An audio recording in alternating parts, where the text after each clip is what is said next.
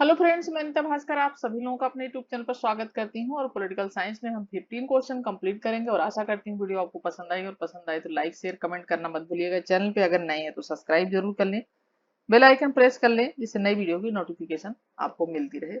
और तैयारी जरूर करते रहें क्योंकि नेट के एग्जाम आपके जून में होंगे और बाकी टीजीटी पीटी के एग्जाम भी जो है होंगी, तो उसके लिए भी ये वेरी इंपॉर्टेंट क्वेश्चन है।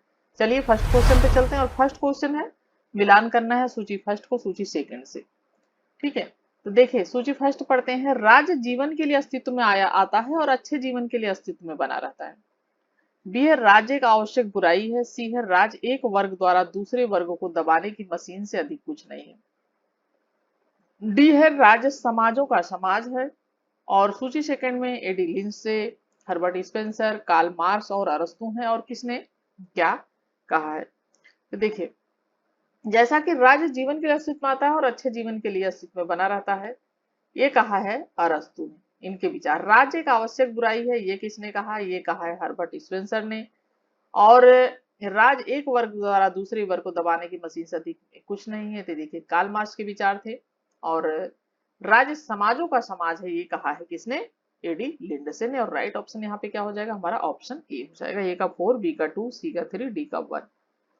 तो जैसा कि अरस्तु का कहना है कि जीवन की साधारण जरूरतों से राज्य का जन्म होता है। ठीक है, जो साधारण जरूरतें होती हैं उनसे क्या होता है, आवश्यकताएं होती हैं। ठीक है, उनसे किसका जन्म होता है, राज्य का जन्म होता है। कौन कहता है, ये अरस्तु कहता है। और फिर अच्छे जीवन के लिए उसका अस्तित्व बना रहता है। राज्य एक आवश्यक बुराई है, ये कहते हैं हर्बर्ट स्पेंसर। राज एक वर्ग द्वारा दूसरे वर्ग को दबाने की मशीन से थी, कुछ नहीं, कार्ल मार्क्स। और राज समाजों का समाज है, जैसे ए बी एडी लिड से। सेकेंड क्वेश्चन है साम्राज्यवाद पूंजीवाद की चरम अवस्था है, यह कथन किसका है, कार्ल मार्क्स, लेनिन, माओ सेतुंग, मार्क्यूस। राइट ऑप्शन हो जाएगा लेनिन, ऑप्शन बी हो जाएगा। लेनिन ने साम्राज्यवाद की पूंजीवाद की उच्चतम, ठीक है, उच्चतम अवस्था कहा है। ठीक है, तो राइट ऑप्शन बी। नेक्स्ट है जॉन लॉक के विचारों में निम्न में से कौन सा अधिकार प्राकृतिक नहीं है। तो जीवन के स्वतंत्रता का अधिकार को भी लॉक ने प्राकृतिक माना है, स्वतंत्रता का अधिकार भी माना है प्राकृतिक, संपत्ति के अधिकार को भी उसने प्राकृतिक माना है, लेकिन समानता जो है उसको प्राकृतिक नहीं माना है। तो राइट ऑप्शन सी हो जाएगा। फोर्थ क्वेश्चन है राज्य को व्यक्ति स्व विषय कार्यों में हस्तक्षेप नहीं करना चाहिए परंतु पर विषय कार्यों में हस्तक्षेप कर सकता है, यह विचार दिया है जेरेमी बेंथम ने, हर्बर्ट स्पेंसर ने, टीएच ग्रीन ने, जेएस मिल ने। और यहाँ पे राइट ऑप्शन जो हो जाएगा ऑप्शन डी हो जाएगा, मिल। तो जेम्स मिल ने जैसा कि स्वतंत्रता के दो रूप बताए हैं। ठीक है, पहला क्या है, व्यक्ति स्व के साथ होता है।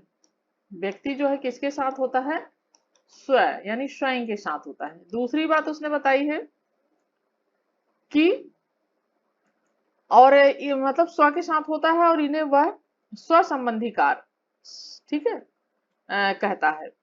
और दूसरा कार्य वो है जिस जो जिनका प्रभाव दूसरों पे पड़ता है, ठीक है, अन्य लोगों पर जिनका प्रभाव पड़ता है। ठीक है, तो अन्य लोगों पे जो प्रभाव पड़ता है इन्हें वह पर संबंधी कहता है। क्या कहता है, पर संबंधी। ठीक है, तो यहाँ पे दो चीजें इसने कही है। और राइट ऑप्शन जैसा कि J S Mill, John Stuart Mill. Fifth question है निम्न में से किसके संबंध में यह टिप्पणी की गई है कि हॉब्स का लेवियाथन रूसों की सामान्य इच्छा है, जिसका सी काट दिया गया है। न्याय संप्रभुता अधिकार कानून। और राइट ऑप्शन यहाँ पे हो जाएगा ऑप्शन बी, संप्रभुता। तो देखिए कांट, ठीक है, इमानुएल कांट के अनुसार रूसों का प्रभुसत्ता जो धारी हॉब्स का लेवियाथन है जिसका कि मस्तक काट दिया गया है, तो ये कांट के विचार हैं। और राइट ऑप्शन यहाँ पे हो जाएगा संप्रभुता।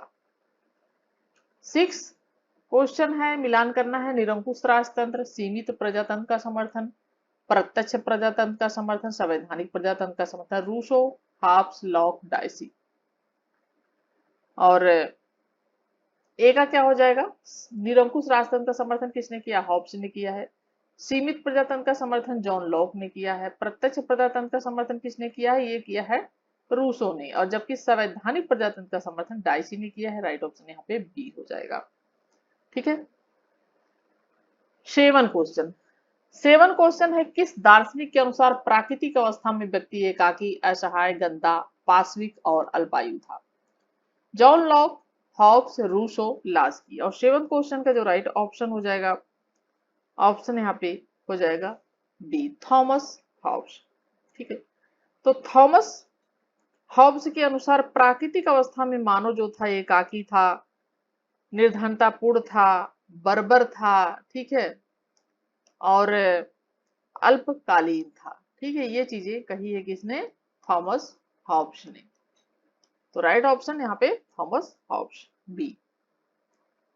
कार्ल मार्क्स और गांधी जी के संबंध में निम्न में से कौन सा कथन सत्य है? दोनों राज्य विहीन समाज का समर्थन करते हैं, दोनों वर्ग विहीन समाज का समर्थन करते हैं, दोनों शांतिपूर्ण क्रांति का समर्थन करते हैं, दोनों शोषण के अंत का समर्थन करते हैं।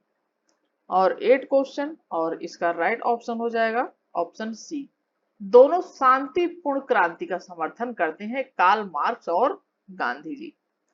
तो गांधीवाद और साम्यवाद में सर्वाधिक महत्वपूर्ण जो भेद है वो किसका है? पद्धति का। ठीक है, किसमें? गांधीवाद में और साम्यवाद में। ठीक है, साम्यवाद। तो गांधीवाद और साम्यवाद में सर्वाधिक जो महत्वपूर्ण भेद है वो किसका है? पद्धति का भेद है। साम्यवाद अपने में वांछित जो लक्ष्य होते हैं उसकी प्राप्ति के लिए न केवल प्रथम वरन अंतिम आधार भी हिंसा ही है। यानी कार्ल मार्क्स का जो साम्यवाद है वो जो लक्ष्य की प्राप्ति के लिए, यानी मजदूरों एकत्रित हो जाओ, क्रांति नारा दो, और ये सब चीजें किसके हैं? ये है कार्ल मार्क्स के विचार। तो उन्होंने अंतिम आधार हिंसा को माना है। ठीक है, हिंसा। और जबकि ठीक है, और जबकि मार्क्स क्रांति को आवश्यक मानता है। ठीक है, तो यहाँ पर साम्यवाद और गांधीवाद में यही फर्क है पद्धति का, जबकि गांधी जी हिंसा को नहीं मानते हैं, और लेकिन क्रांति वो भी करते हैं, लेकिन शांतिपूर्वक। तो इसमें देखिए, क्रांति को तो करना चाहते हैं, ठीक है, तो लक्ष्य की प्राप्ति के लिए जो है कार्ल मार्क्स और जो है ये गांधी जी दोनों क्रांति का समर्थन करते हैं। ठीक है, लेकिन शांतिपूर्ण करते हैं। लेकिन जो इसका थोड़ा सा आधार है कार्ल मार्क्स का, उसका अंतिम आधार हिंसा कहा जा सकता है। ठीक है, तो right option option C. John Locke के राजनीतिक दर्शन में सही क्रम चुनिए। प्राकृतिक अवस्था, अनुबंध, सभ्य समाज, नैसर्गिक अधिकार। और इसका राइट ऑप्शन जो हो जाएगा सी हो जाएगा, नैसर्गिक अधिकार पहले, फिर प्राकृतिक अवस्था, सही क्रम हो जाएगा इसका, फिर उसके बाद अनुबंध, फिर सभ्य समाज का विकास हुआ। ठीक है, यानी पहले नेचुरल जो अधिकार थे, फिर धीरे धीरे प्राकृतिक अवस्था आई, फिर उसके बाद अनुबंध हुआ आपस में, फिर सभ्य समाज का निर्माण हुआ। तो राइट ऑप्शन यहाँ पे सी हो जाएगा, सही क्रम। नैसर्गिक अधिकार, प्राकृतिक अवस्था, अनुबंध, सभ्य समाज। इंपॉर्टेंट क्वेश्चन है, पूछ लेता है बार बार। 10 क्वेश्चन है, खोखले स्वतंत्रता तथा अमूर्त व्यक्ति का पैगंबर किसे कहा गया है? James Mill, Jeremy Bentham, J S Mill या स्पेंसर। और 10th क्वेश्चन का जो राइट ऑप्शन हो जाएगा ऑप्शन सी हो जाएगा, जेएस मिल, यानी जॉन स्टुअर्ट मिल। ठीक है,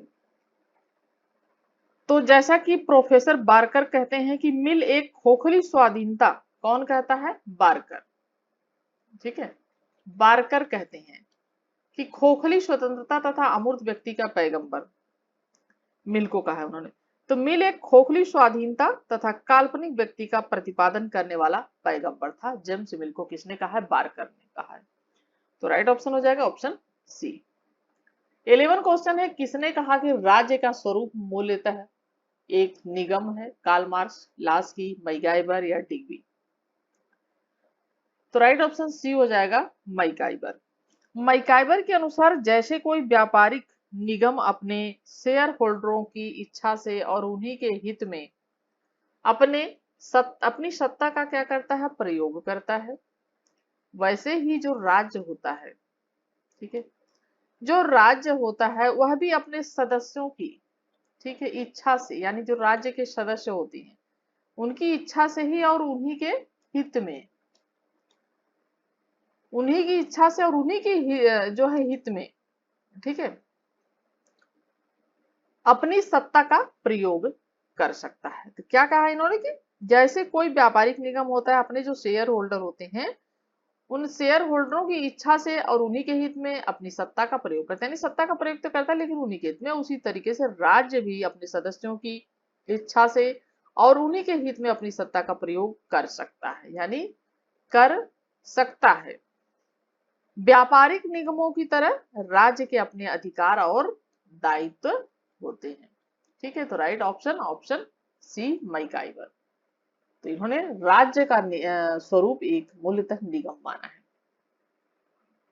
12 क्वेश्चन है, एक राज्य जो अपने नागरिकों को विस्तृत सामाजिक सेवाएं प्रदान करता है उसे कहते हैं उपयोगिता पूरक राज्य, कल्याणकारी राज्य, फांसीवादी राज्य, समाजवादी राज्य। राइट ऑप्शन यहां पे हो जाएगा कांट।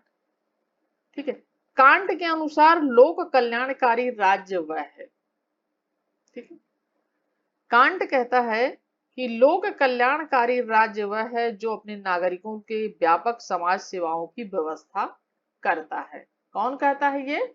कांट कहता है। उपयोगिता पूरक राज्य, कल्याणकारी राज्य, फांसीवादी राज्य, समाजवाद। राइट ऑप्शन यहाँ पे क्या हो जाएगा? ऑप्शन डी हो जाएगा। तो कांट कहता है कि लोक कल्याणकारी राज्य वह है जो अपने नागरिकों के लिए क्या करता है? व्यापक समाज सेवाओं की व्यवस्था करता है। ठीक है, कल्याणकारी राज्य। Right option B.